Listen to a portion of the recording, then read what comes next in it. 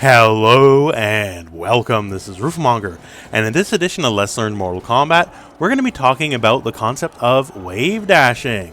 So as you see right there, that's kind of a wave dash in action right there. So it's obviously a lot quicker than the usual forward dash. That's just me mashing on forward dash there. As you see, that happens roughly this speed, but if I wave dash it, you see that happens a lot quicker. So why does that work, and what are the applications?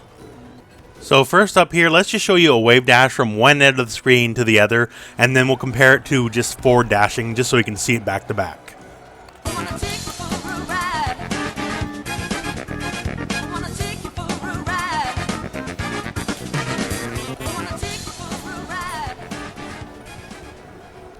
So what's happening during a wave dash? So what's happening is you are dashing, canceling the end of your dash with your block, letting go of block, and then dashing again, and then you wind up with a situation like this, where you'll take a step forward and without the end recover your dash, stand in place, let go of block very quickly. If you hold it too long, it ruins the whole thing, and then dash again, and you can kind of just keep going forward from there. So what you would want to practice is something like this. So start with a simple dash forward, so forward, block, and what you have to do, once again, just feather block.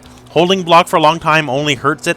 It doesn't help at all. So you just want to feather block and then just hit forward one more time. So it'll look like this. It'll look like forward, block, forward.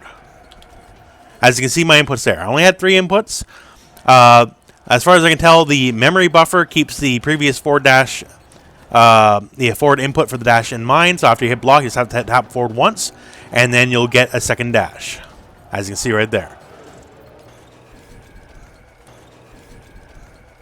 So as you can see there, a little bit of sloppiness on my inputs, but you can see basically forward, block, and so on and so forth. And that's basically how it's done. Now, there's a couple things to note about it.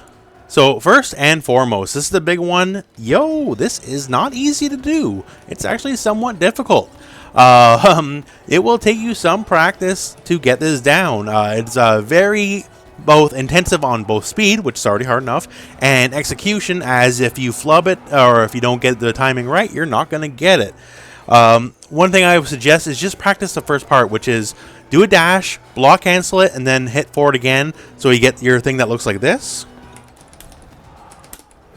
Sometimes that just little extra burst of speed is all you need. You don't need to go across the whole screen sliding across the ground. It's not always meant to be like you going crazy from full screen just rushing in, right? Doing that is just like MKX, where if you run from full screen, you're probably going to get smacked, right? And much the same applies, but as a nice little burst of speed over what you already got, hey, that is pretty handy. So practice it once again, just forward, block forward, and just practice it from there, and you can go forward from that. Now, the next big thing to talk about is if you're playing on pad. So if you're playing on an Xbox pad, a PlayStation 4 pad, this is the most common controlled method for a fighting game. And if you're playing on pad, it's the hardest to do on pad reliably because your block is probably on a trigger.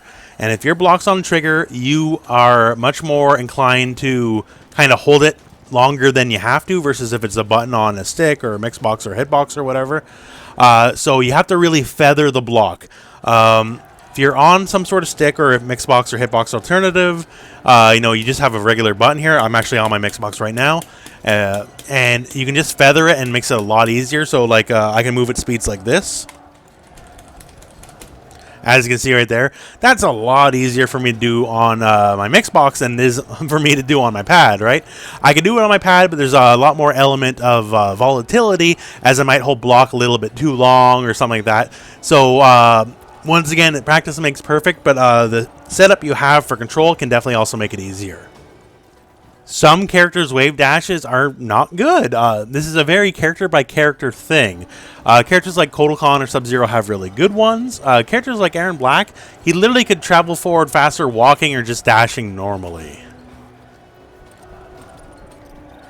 So as you can see, that was, bad, right? Versus just his regular forward dash, which is awesome, right? So character by character, you got to play around with it. Just not all characters are created equal. Generally speaking, the characters that get a lot of their momentum early in their dash versus the end part of it, those are the characters that are going to be much better suited towards wave dashing. So yeah, that's wave dashing in a nutshell. So I hope it helped you out and you hope you understand the concept better. Anyways, that's it for this video. So thank you very much for watching. Hope this video has found you well. Go out and play some Mortal Kombat.